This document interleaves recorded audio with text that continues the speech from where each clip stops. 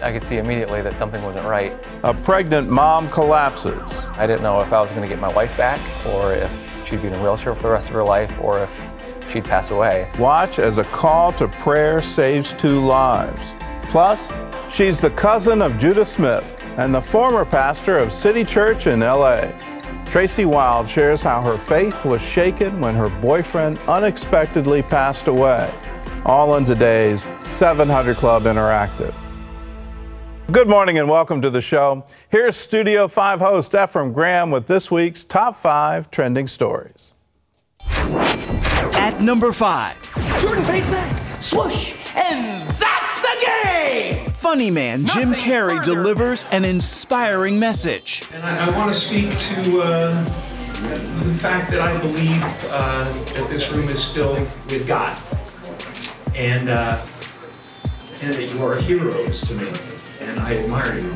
Addressing a room full of former inmates here at Homeboy Industries, a Los Angeles-based organization that provides support and jobs to former prisoners and gang members. I really want to speak to the fact that I've had some challenges in the last couple of years myself, and ultimately, I believe that suffering leads to salvation. At number 4. She was our mum, she still is our mum. You know, and of course, as a son, I would say that she was the best mum in the world. Prince William and Prince Harry open up about their mother in a new TV documentary, Diana, Our Mother, Her Life and Legacy. The film's director says the princes were eager to celebrate her life, going through photo albums that had been shut for 20 years after she was killed in a Paris car accident. The future King of England was only 15 at the time. Prince Harry, 12. You and I are both in this photograph. You're in the tummy. This is the first time that the two of us have ever spoken about her as a mother. She was very informal and really enjoyed the laughter and the fun. She was one of the naughtiest parents. At number 3. Take nothing, take 3. Disney announces the cast for its upcoming live-action adaptation of Aladdin. And along with Will Smith in the role of Genie is Naomi Scott as Princess Jasmine. Staring at you, you're staring at me. There's so many things I'd like to say to you. Scott may be best known for playing the Pink Power Ranger, but she's also a recording artist and worship leader. When the time comes, with the seasons, Who shared her faith and prayers for persecuted Christians on social media. At number 2.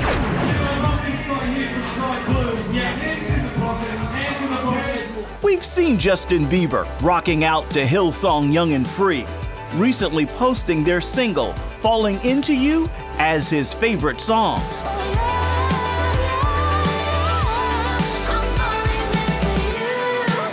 We mentioned it to the band members who paid Studio 5 a visit on their American leg of their youth revival tour. How does it feel to have someone like that really just champion the music that you're putting out? I think it's really cool that someone as influential as him is making a stand for Jesus.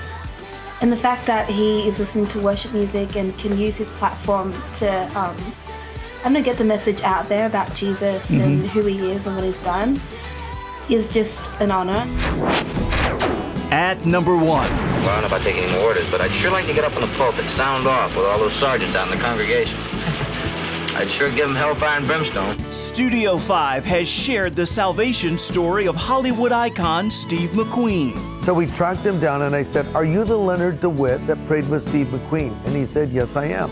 I was amazed that Leonard didn't have like a website, The Preacher Who Led McQueen to Christ. I mean, that's kind of an accomplishment. That conversation is part of Pastor Greg Laurie's new film on McQueen. And he's giving Studio 5 this exclusive first look.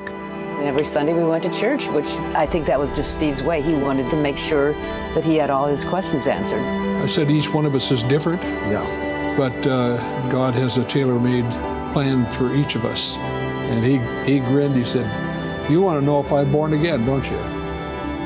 And so then he said, "Remember the Sunday that you invited people who wanted to receive Christ? When you gave that invitation," he said, "that's when I accepted Christ." Steve McQueen, American Icon, is in theaters September 28th. Well, Efren's with us now. Let's talk. I'm hearing Jim Carrey, and I'm going, wow. Yeah. What has happened to him? There's a definite transformation. He talks about suffering leading to salvation. He spoke about grace. He spoke about forgiveness. And mind you, he's at a bakery of all former inmates and gang members, saying that he's so pleased that they have chosen grace as the path forward, that they didn't choose revenge, that they're actually changing their lives, and admit that he's gone through his own personal struggles, going through a legal fight even as we speak with his girlfriend's family, late girlfriend's family. But it was just a different Jim Carrey to hear. I mean, I think he's like 55 now, but certainly a lot different than the younger Jim Carrey. Yeah, for him to say this room is filled with God, absolutely, that's an incredible statement. A beautiful statement. statement. And to say, suffering leads to salvation is profound. Yeah, and I think he's speaking from personal experience. Yeah. Indeed. Yeah. Indeed. Yes. All right, let's talk about Naomi Scott. And this has got to be a big breakthrough for her. Absolutely. But she's had several. Have you interviewed her yet? I have not interviewed her. She's certainly one on my long list of people who I'm pursuing. She's just got a beautiful story. Beautiful voice. Yes, absolutely.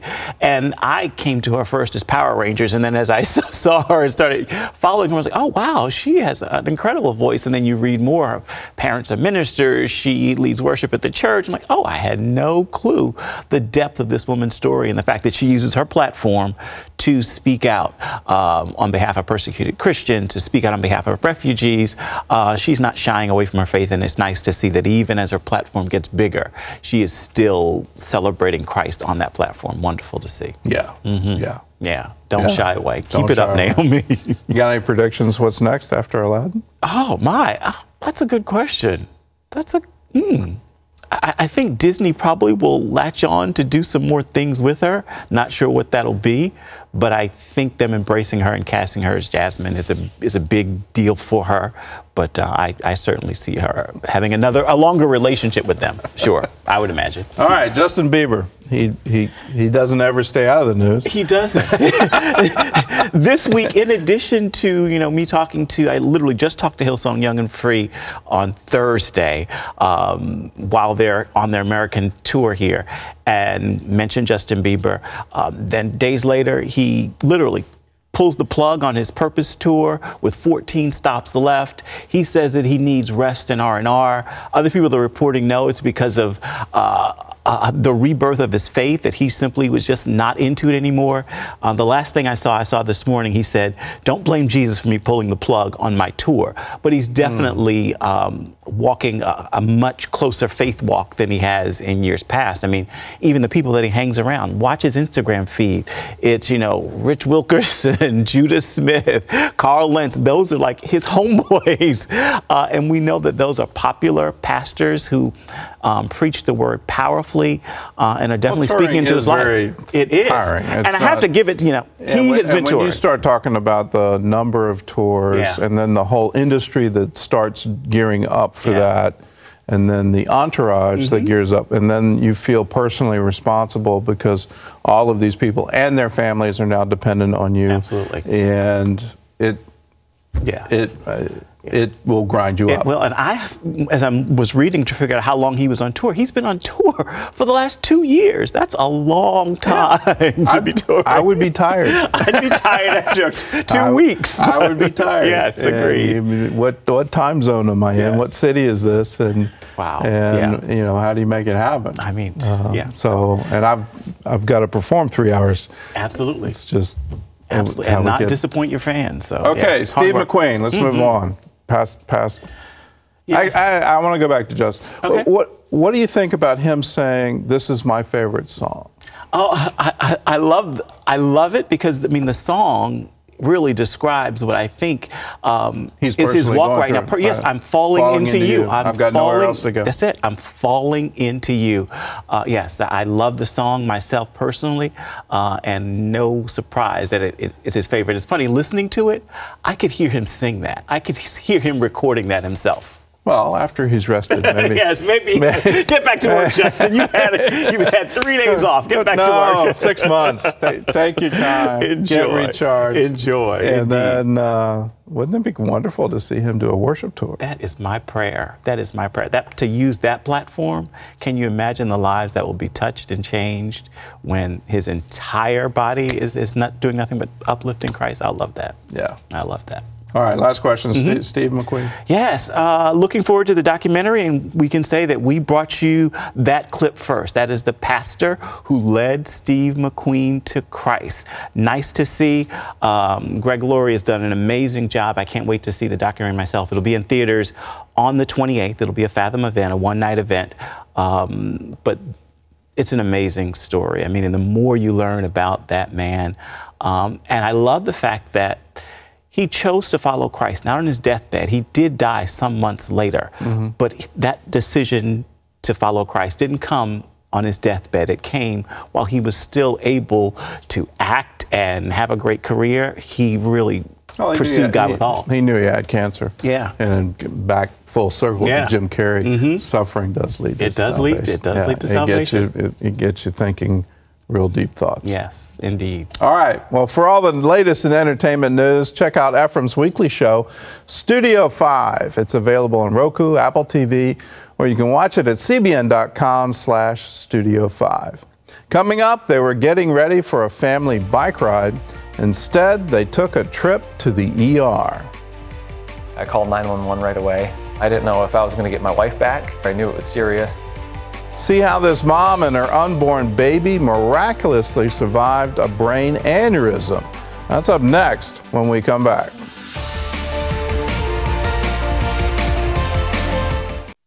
Since the age of 16, Anna has suffered from terrible headaches. She thought they were migraines until last September, when she was in her second trimester, a blood vessel burst in her brain. I could see immediately that something wasn't right. Nate Weber and his wife Anna were getting ready to go for a bike ride one Saturday morning when she got what they thought was another migraine. She had had headaches quite a bit in the past, and she had had migraines before when she was pregnant with our 2.5-year-old Declan. So got her some Tylenol and just thought we'd manage the headache. Anna started throwing up and having stomach cramps. Now Nate felt a wave of panic. Anna was 26 weeks pregnant. Moments later, she collapsed. I called 911 right away, explained what was going on, and they initially had me ask her to lift both of her arms above her head, and her right arm went right up and her left arm didn't move at all. Anna was rushed to the ER, where a CAT scan showed a ruptured brain aneurysm. Nate could lose his wife and his baby. I didn't know if I was going to get my wife back, how she was before, or if she'd be in a wheelchair for the rest of her life, or if she'd pass away. Nate immediately sent out a call to prayer. I wanted to get the word out there. I knew it was serious and that it was an aneurysm. I knew that the more prayer we had, the more people we had interceding on our behalf, the better the outcome would be. Neurosurgeon Dr. Justin Singer said that to save both mother and baby, Anna would need a dangerous surgery to clip the aneurysm. Oftentimes, it is fatal early on when the aneurysm ruptures. Of all people who survive and make it to the hospital and survive the entire episode, about 70% of them have some sort of neurologic impairment following the brain hemorrhage. The surgery was successful, but a few days later, Anna developed a vasospasm, a constricting of the blood vessels, which reduced blood flow in her brain.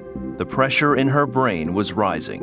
Controlling her vasospasm when it was quite severe without causing undue risk to the baby was certainly a challenge. And she's also at risk of having strokes from that vasospasm, which is really one of the main things that causes people to have permanent neurologic disability afterwards. Doctors inserted a drain to relieve the pressure and treat the vasospasm. Meanwhile, as family and friends continued to pray, Nate says God gave him a sign of encouragement. I'd come home, and we had a piece of mail. There was a large hand on it, like a daddy's hand, and then a little baby's hand just holding on. Just a little child grasping at their daddy's hand, and that's exactly how I felt through the entire event. There was a Bible verse on it about not fearing and, God's got you taken care of. God just said, hey, I'm here with you. The vasospasm subsided after a week, but Anna's brain pressure had become critical. Normally the pressure in our brain at any given time is between a 10 and a 15, but they said, that number's been elevated between a 16 and a 20 or so for a number of hours. I spent some time in prayer, praying in the name of Jesus, the name that's above every other name out there. I'm just praying that God would heal my wife fully and completely. And I said, if you're going to heal her completely, I want to see a number 12 on that screen. Seconds later, it dropped down to a 12, long enough for me to take a picture with my phone, and then it went back up to between 16 to 18. And words can't describe, the feeling that I had after that. Just knowing that the creator of the universe that literally holds the matter of the universe together, this huge, powerful God, was right there in that room with me. Over the next few days, Anna's brain pressure stabilized, and she was released from the hospital within the week. Then on December 30th, just 13 weeks later, Anna delivered Hudson, a healthy baby boy. He came out in December at 10 pounds, 2 ounces. So he was just a big boy this whole time. And even that, I think that's just God's way of saying, like, I got this. During the actual brain surgery, they were monitoring Hudson. At one point, they thought they lost his heartbeat. So they rushed in an ultrasound machine, and they found that the reason they couldn't hear his heartbeat was because it was perfectly in sync with mine. And I just think that's so cool. Nate and Anna are grateful for the life they have. They know that God has been with them through the journey, and that Anna's survival and Hudson's are a direct result of the power of prayer. For her and the baby to appear as if nothing has happened at all is pretty miraculous. Prayer truly does work. I don't doubt at all that everyone's prayers had a direct impact on how I turned out and how completely healed I am. Just knowing that He hears and He's listening and He's always right by us is so comforting. In Him we live and move and have our being. But we can understand that. We can understand, yeah, I know that's in the Bible. But when you're in that hospital room and you're holding on for life, do you know that? Do you understand that? And here was a moment where he's praying and he's saying, Lord, I believe, but it would be really nice if 12 came up on that screen, and then I would know that you are healing her. Isn't it wonderful? The God of the universe says, okay, I'll show you a number 12. I'll give you that number 12 to let you know that I'm working here and I'm still on the throne and you can trust me. These moments of transcendence where it goes beyond intellectually, we know the words of the Bible, but now deep in our hearts, deep in our spirits, we say, yes, God is at work, and you see the miracle happen. That's what it takes. It takes knowing in your heart. And Jesus said it in Mark chapter 11, verse 24. When you stand praying, believe in your heart, not in your mind, in your heart, that you have what you're praying for, that you've already received it, and then you will have it. For that miracle, once that 12 came on the screen, belief in the heart became very easy, and that is what led to that miracle.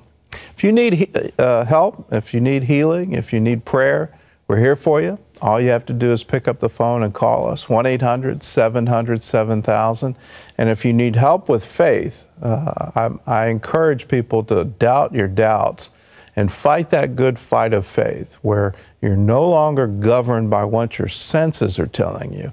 You say, God, I want a revelation from you. I want to know you're at work. We're here for you. All you have to do is call us. Well, still to come, she led Bible studies on Capitol Hill and in Hollywood, but a tragedy nearly shattered her faith. Pastor Tracy Wild shares her story right after this.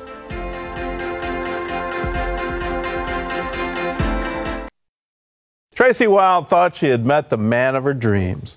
They talked of marriage and decided on a wedding date. But 4 days later, everything changed. Tracy Wilde led Bible studies for congressional leaders on Capitol Hill. But 10 years ago, her faith was shaken to the core when her boyfriend unexpectedly passed away. Through months of grief and panic attacks, Tracy realized she needed someone to reach out to her, yet very few did. In her book, Finding the Lost Art of Empathy, Tracy inspires us to use what we learn from our pain to help others, and offers tips on connecting with people in a disconnected world. Well, Tracy is joining us for more on her story. And here you are, you've just decided to get married, and then 4 days later, tragedy happens. What happened? Yeah, I mean, it was an unexpected death, and I had driven him to the airport and said goodbye, even though that day we had talked about we were going to get married the following May, and so it should be the happiest day. I should be so excited, and then just a few days later, his life was taken shortly, and that was hard to wrestle with from every perspective, from a theological perspective, you know, as a girl who grew up in the church, understanding how, you know, I was a good girl, you know, I was following Jesus and thought I was doing relationships the right way, and then in a moment, everything should turn out right. Right, yeah. And I think and that's I planned. Yes, and I think that's a struggle with a lot of believers, is that when tragedy or pain happens, we tend to look at those situations and get frustrated at God or lose a lot of our hope. But I remember the first prayer I prayed when I was able to muster up prayer was this: God, bring purpose from this pain and help me not get mad at you. Because I know it's easy to start to blame God, and but God just turned it around. You were, weren't you? I think a little bit, If you're praying, help me not get mad, that might be an indication. Yeah, that I was on that track, for sure. Did you ask God why? Sure. I mean, who doesn't ask why in those painful moments? And I think God's response to me always was just love. Him just surrounding me, being there for me. I don't think we ever have the answers to the whys of our life. And as a believer, once again, that's the theological dilemma, is how do bad things happen to people who are following Jesus? We're the righteous, right? It shouldn't be happening to us. But I think... Well, Jesus promises it will happen. It will. To us. Yeah. But take heart. Take heart. Yeah, I've He's overcome the world. Yeah. And I think that is what the path led me to, was really discovering that God's a lot bigger than my perspective, and that in the midst of pain, it can burst with purpose. Did it make it worse that you didn't know? That I didn't know that he was going to die? Yeah. Yes and no, but in a weird way, I feel like God prepared me, because when I said yes, yeah, let's get married, I had this feeling for some reason that I still can't really explain. I remember dropping him off at the airport and thinking, I just said I would marry someone, which is any woman's dream, right? Girls grow up dreaming of this. But I had a feeling it was never going to happen. We were never going to get married. And now, you know, hindsight is 20/20. I think looking back, I think in a way the Holy Spirit was sort of preparing me in a way. You're going on a journey. Yep. One of the wonderful things about your book is that it tells us all what to do as friends to someone who's suffered an incredible loss. And let's go through, I guess, the bad things. Did somebody actually say to you, it's better that this happened before you were married and you had kids? Did that actually? Yes, absolutely. I got a lot of doozies. You know, people would say, oh, well, at least you weren't married and had kids, because then that would really be hard. And I'm in the midst of my pain thinking, but this is really hard. And I think we have to fight against that for people who are walking alongside those of our friends and family who are struggling, is not to try to give an answer for pain. You know, I didn't need answers, I needed comfort. I didn't need people to try to explain it away. And I think it was their attempt to be there wasn't necessarily the right thing to say. You know what would be better is just being, I can't imagine going through this, but I'm with you and I love you and I'm praying for you. If there's anything you need, call me. That would have been a better response in my need, an hour of need, really.